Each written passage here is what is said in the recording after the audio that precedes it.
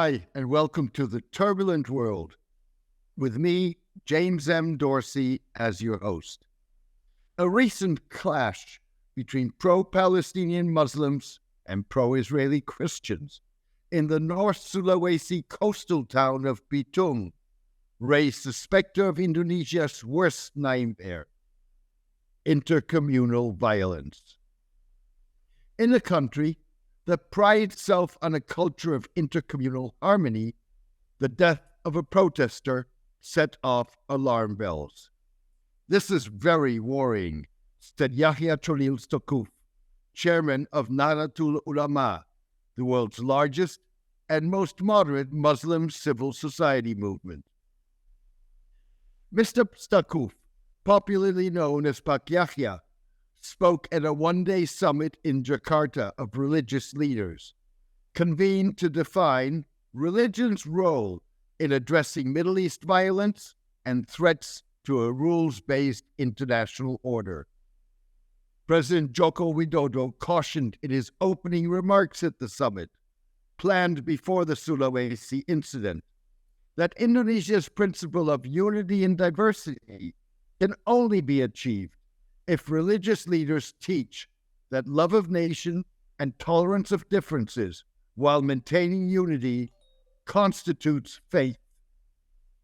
In a call for action, the summit of Muslim, Jewish, Catholic, Evangelical, Buddhist, and Shinto religious leaders urged religious authorities of every faith and nation to marshal the power and influence of their respective communities, to impact decision-making circles, halt armed conflicts raging in the Middle East, Europe, Sub-Saharan Africa, and other regions of the world, and develop effective mechanisms for dialogue and negotiation that may lead towards the peaceful resolution of such conflicts.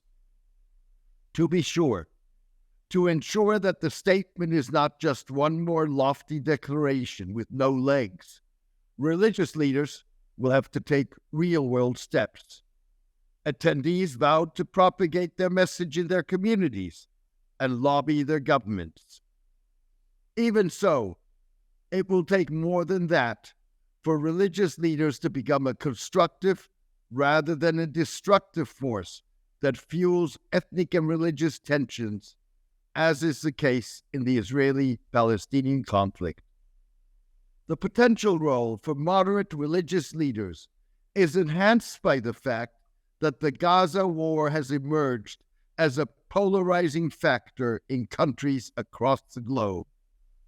In the case of Indonesia, analyst Iman Lamti cautioned in an RSAS commentary that the situation in Gaza and the future of the Israeli-Palestinian conflict will have greater domestic political salience in Indonesia, with significant consequences for Indonesian foreign policy and Jakarta's relations with the Association of Southeast Asian Nation member states and ASEAN dialogue partners. Living up to their promises at the Jakarta summit, religious leaders, particularly Jewish and Muslim, will likely have to forcefully confront the prevalent dehumanization and demonization of the other in their respective communities, a position that Nahdlatul Ulama has long sought to counter. So far, Nahdlatul Ulama and many other moderate religious leaders appear committed to adopting U.S. President Joe Biden's notion of the bear hug. The notion is based on the belief that an embrace often grants greater leverage than public criticism. In the case of religious leaders, it's an approach that has so far yielded, at best, marginal results. Ahmed Al-Tayeb, the Grand Imam of Egypt's Al-Azhar University, a 1,053-year-old citadel of Islamic learning that has uncritically supported Gaza in the war with Israel, bowed out of the summit at the last minute, saying he had to attend to urgent domestic Egyptian issues.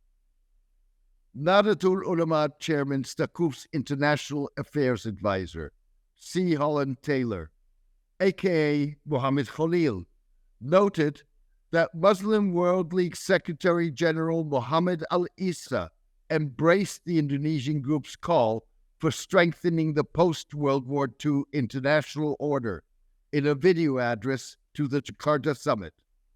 Saudi Crown Prince Mohammed bin Salman has turned the Muslim World League into a tool for propagating his autocratic version of moderate Islam that is socially more liberal and seeks to enhance the kingdom's geopolitical clout while repressing any form of criticism or dissent and demanding absolute obedience to the ruler.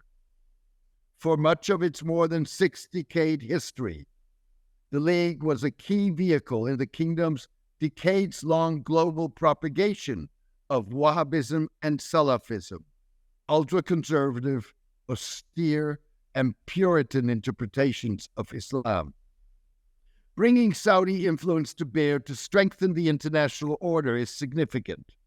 Improving the functioning of the institutions of the international order, including the United Nations, was one purpose of the Jakarta summit, Mr. Taylor said. What Nahdlatul Ulama has set out to achieve is aspirational, bold, and ideational. The movement for reform of religious jurisprudence and or supremacist and discriminatory precepts challenges concepts of morality, ethics, and principles, and spotlights much of the world's double standards. It also challenges autocrats who reduce religion to a pillar of autocratic rule and deprive it of its key role in civil society of a politically pluralistic and open society, raising questions about the role of men like Messieurs Al-Tayeb and Al-Issa in moves that oppose what they stand for. That is particularly true given that the quest for reform of religious law and jurisprudence helps frame debates about the rule of law and a 21st century world order, even if change is likely to be generational in shaping fundamental and instinctive attitudes.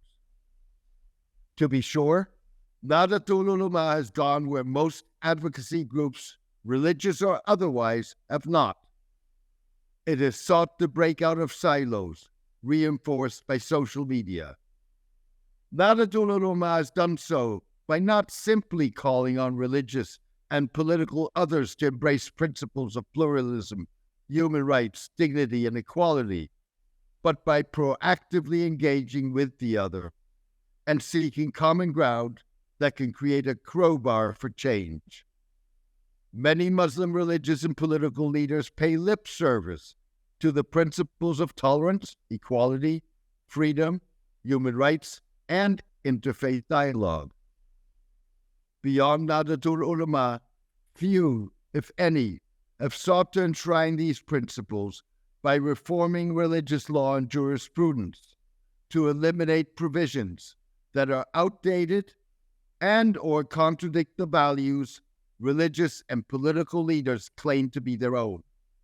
Following a series of Nahdlatul Ulama gatherings that articulated the notion of a humanitarian Islam that embraces equal rights for all irrespective of religion, race, or creed, political pluralism, and the Universal Declaration of Human Rights, replaced the Sharia concept of a kafir or infidel with that of a fellow citizen, and called for the abolition of the notion of a caliphate in favor of the nation-state, the Jakarta summit was one more building block in Nahdlatul Ulama's campaign. These may only be the first steps, but they are crucial first steps that deserve to be emulated, nowhere more so than in Israel and Palestine, where the wanton killing of innocent civilians is not only justified by national aspirations and security concerns, but often unconsciously grounded in religious laws that justify and enable it. Thank you for joining me today. I hope you enjoyed today's column and podcast. The Turbulent World with James M. Dorsey depends on the support of its readers.